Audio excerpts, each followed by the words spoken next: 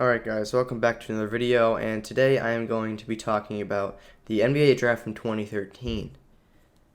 Now, there have been many players who might seem like a bust in this draft, also some stars as well. I'm going to be reevaluating it and going through the first 10 picks.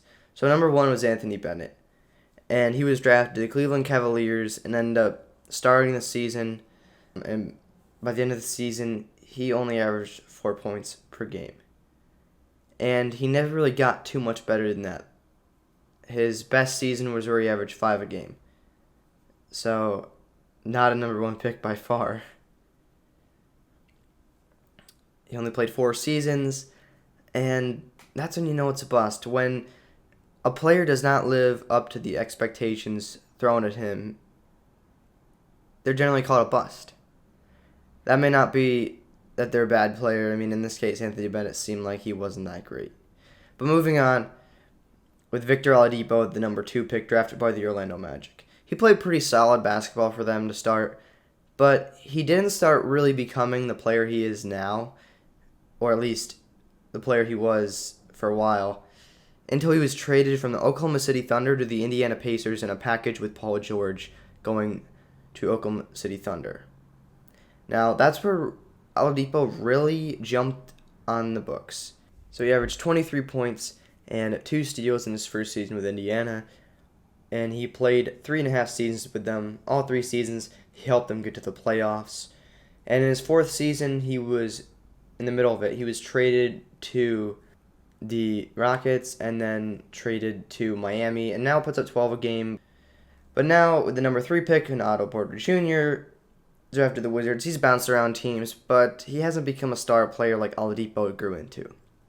He was just, I might say, your average player. I really don't know what else to call him. Now, he does have a chance now on the Magic, because he was traded from the Bulls to the Magic. So now he does have a chance, but he really has to show it. Because they have Mo Bamba and Cole Anthony as kind of the players that people think might be their franchise players for now, at least, unless they draft some better players. So he's got to step it up, because those players aren't anything amazing. They're not like, it's not like someone's immediately taking the spotlight. He can go and take the spotlight if he really wants to, and if he physically can. Maybe he just isn't talented enough. I don't know, but now is his only chance. He probably won't get any other chances for this. But now I'm going to move on to Cody Zeller. Cody Zeller wasn't, I guess, what people thought he was going to be. He was drafted to the Bobcats, kind of been an average center at best.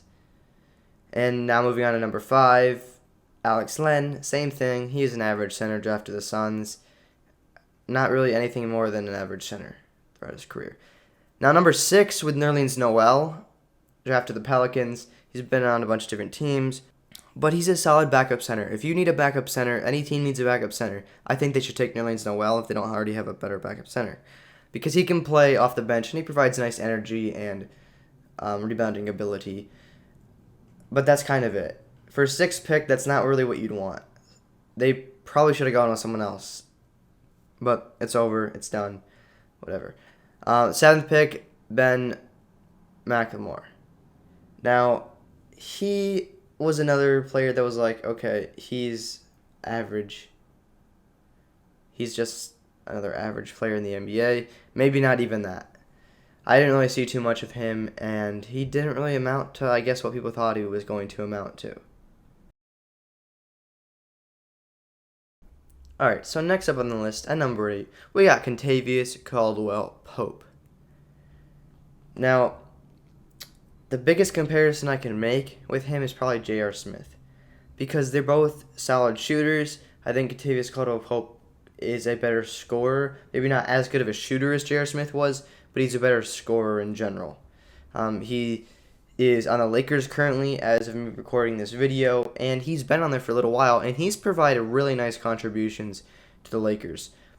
He's had some really nice games, 20-plus games, many times when he's needed. They may not win necessarily, but he still puts up a pretty good amount of points, especially for who's on the team. He really does a nice job at helping out AD and LeBron with scoring.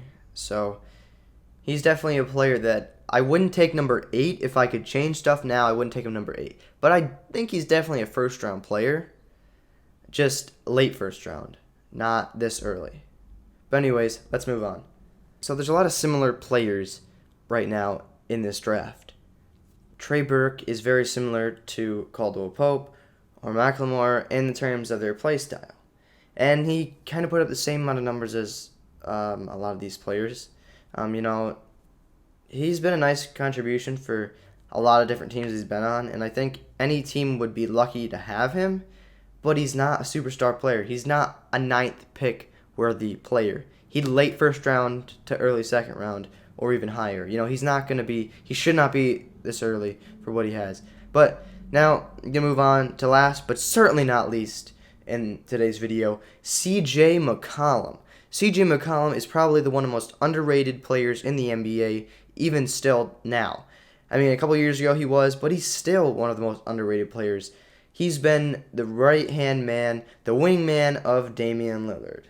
Most people know who Damian Lillard is, but not as many people know who CJ McCollum is. CJ McCollum has been his left arm or whatever non-dominant hand. He's been with Damian Lillard a lot of his career. But he hasn't really shown what he can do alone too often. He's had a lot of 40-point games, 30-point games. He's like if you were to have a more athletic Klay Thompson, basically. But they just never can seem to make it too far. They made it to the conference finals at a point, but they never can make a finals. So I think that's one of the reasons he's so underrated. Alright guys, thanks so much for watching. Make sure to give it a subscribe if you're new around the channel, and a like if you enjoyed the video. Thanks.